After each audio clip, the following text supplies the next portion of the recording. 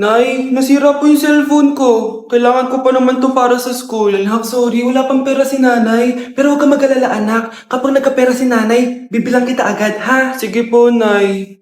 Saan kaya ako hahanap ng perang pambili ng cellphone ni Kyle? Nay, kailangan ko po pala ng bagong sapatos. Gagamitin ko po kasi para sa PE. Ah, sige anak, gagawin ko ng paraan ha. Tsaka po pala, Nay, kailangan ko po ng bagong laptop kasi magka-college na ako. Ah, ako bahala anak. Nay? Nay? Nay? Bagong sapatos? Bagong cellphone? Laptop? Paano nabili lahat ni nanay ito? Nay! Kyle, yung nanay mo. Ah, nasaan po si nanay? Nasa hospital ngayon yung nanay mo, Kyle. Mas inuna niyang bilhin yung mga kailangan mo kaysa sa mga gamot niya. Nay! Anak, bilan mo ako ng tubig na sa 7-Eleven. Bilis na. 7-Eleven? Ah, sige, Nay. Nay, alis na ako, ah. Ba't may dalang maleta yun? Ano naman trip ng babaeng to? Manonood na nga lang ako. Wow, ganito pala itsura ng airport. Ang ganda. Ganito pala feeling sumakay ng airplane. Eto ba yun, yung 7-Eleven? Teka, anong oras na? Bakit di pa umuwi yung babaeng yun?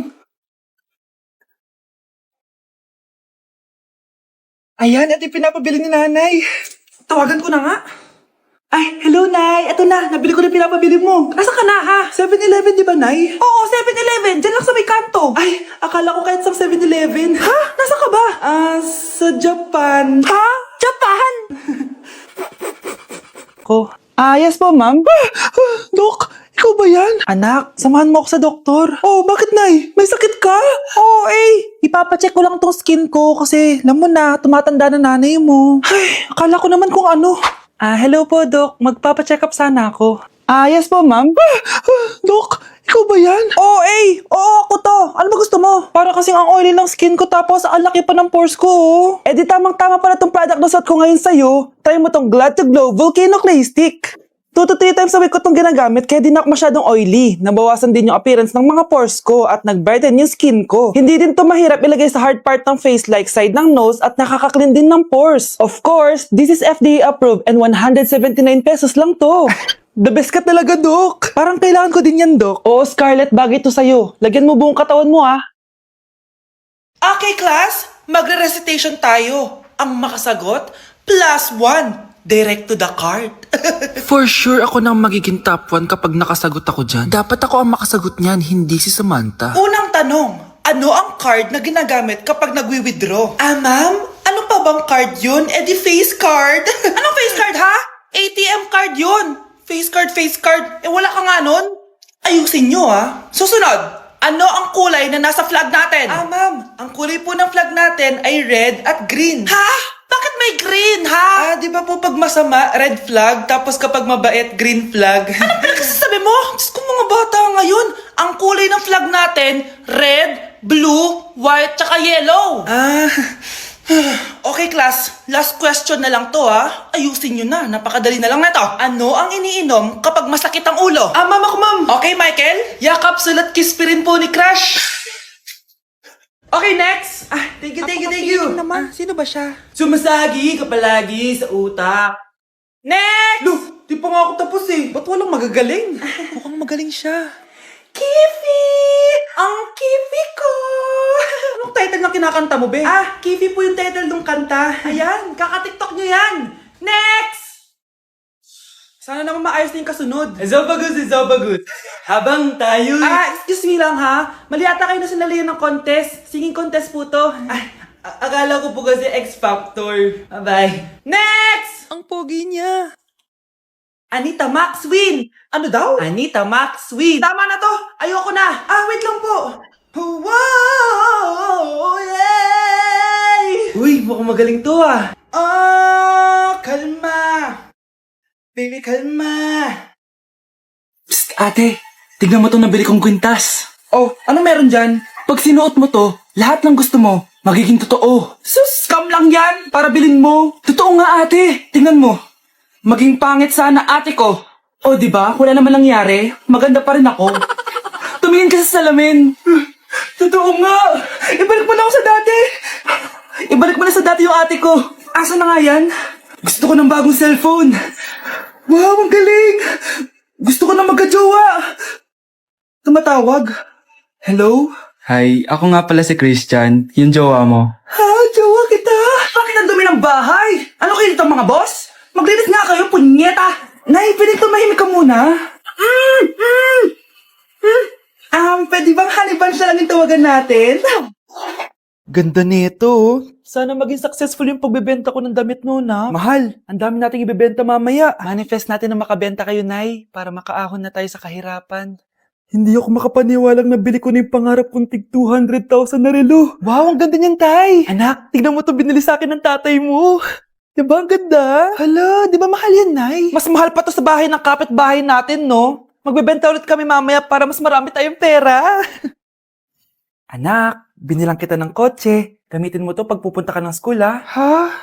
Tay, di ko naman po kailangan ng kotse. Kaya ko naman po mag-commute. Gumastos pa tuloy kayo. Dami mo naman sinasabi, anak. Sige na, puntahan mo na sa labas. Wow! May sarili na ako sasakyan. Wow, ang ganda naman ng bagong kotse mo, Scarlett. Ah, salamat po. Hindi ka ba nagtataka, Scarlett, kung bakit ang bilis niyo yumaman? Galing yun sa pagbebenta ng damit nila nanay. Ang dami na nga nilang mamahaling gamit ngayon eh. Sure ka ba? Na damit lang ang tinitinda nila? Nay, bumabagabag talaga sa isip ko kung bakit ang bilis nating yumaman. Ano ba talaga binibenta niyo ni tatay? Ano ka ba anak? Malaki talagang kita sa pagbebenta ng damit. Pero nay, wala nang pero-pero. Hindi ka ba masaya anak? Na mayaman na tayo? Na nabibili natin lahat ng gusto natin? Sige na, mag-aayos pa ako ng benta ko. Mahal, nakauwi ka na ba?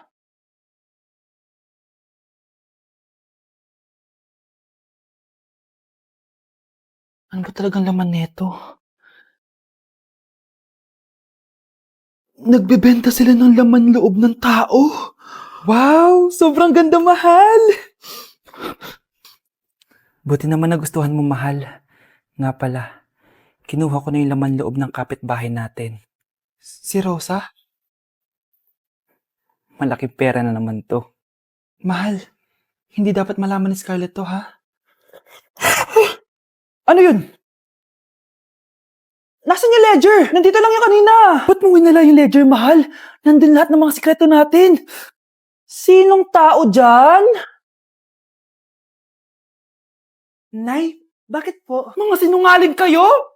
Paano niyo nagawa sa akin to, ha? Nay, anong sinasabi mo? Hindi namin maintindihan. Ikaw, Scarlett, sabi mo doktor ka, di ba? Bakit katulong ang trabaho mo sa New York, ha? Nay. Ikaw, Brianna, teacher ka, di ba? Bakit nakita ka nilang nasa bar at sumasayaw-sayaw ka pa? Ikaw, Michael, akala ko may engineer na ako. Ngayon pala, nangi-scam ka lang ng tao! Bakit yung tinago sa akin to, ha? Nay, hindi kasi ako nakapasa bilang nurse sa New York.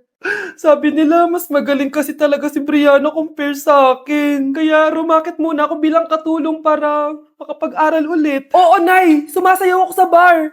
Pero di ko binibenta ang katawan ko. Kailangan ko lang yung pera para makagraduate na ako bilang teacher. Ayoko na kasi manghingi sa'yo eh. Ang baba kasi ng sweldo ng engineer, Nay, kaya humanap ako ng paraan para kumita ng pera. Alam ko mali ang pagiging scammer pero yun ang bumuhay sa akin, Nay. Mga anak! Sana sinabi niyo sa akin! Pamilya tayo dito, diba? Magtutulungan tayo! Bakit tinago niyo sa akin? Natakot kasi kami, Nay, na baka ma-disappoint ka namin. Alam kasi namin yung paghihirap mo. Mapag-aral lang kami. Anak ko kayo. Gagawin ko lahat para sa inyo. Sa tingin niyo ba hindi ko kayo tatanggapin, ha? Kaya itigil niyo na yung mga ginagawa niyo. Lalo ka na, Miguel. Opo, Nay. Sama-sama tayong bumangon. Nay, sorry. Wow, ang sweet naman. Isa ka pa.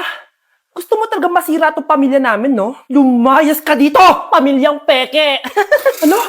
Palibhasa, di ka mahal ng pamilya mo. Mga ate, kuya, proud pa rin kami sa inyo. Mga anak, simula ngayon, sama-sama na tayo, ha? Walang iwanan at walang magtatago, ha? Promise? Promise, Nay. Hindi na kami magtatago.